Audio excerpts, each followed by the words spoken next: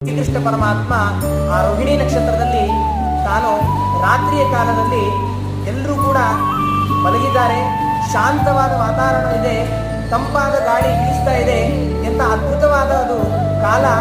ಆ ಕಾಲದಲ್ಲಿ ಶ್ರೀಕೃಷ್ಣ ಪರಮಾತ್ಮ ಕಾಲಗ್ರಹದಲ್ಲಿ ತಾನು ಜನಿಸ್ತಾನೆ. ಜನಿಸಿದಾಗ ಯಾವ ರೀತಿಯಾಗಿತ್ತು ಅಂತಂದ್ರೆ ಮಹನೀಯರು ಕೊಂಡಾಡ್ತಾರೆ. ತಮದ್ಭುತಂ ಬಾಲಕಮಂಬುಜೇ ಕ್ಷಣಂ ಚತುರ್ಭುಜಂ ಶಂಖ ಗದಾತ್ಯುಧಾಯುಧಂ ಶ್ರೀವತ್ಸಲಕ್ಷ್ಮಂ ಗಲಶೋಭಿ ಕೌಸ್ತುಭಂ ಪೀತಾಂಬರಂ ಸಾಂದ್ರ ಪಯೋಧ ಸೌಭವಂ. 4 ಕೈ ಚತುರ್ಭುಜ, ಆ 4 ಕೈಯಲ್ಲಿ ಬೇರೆ ಬೇರೆ ರೀತಿಯಾದ ಆಯುಧವನ್ನು ಧರಿಸಿದ್ದಾನೆ.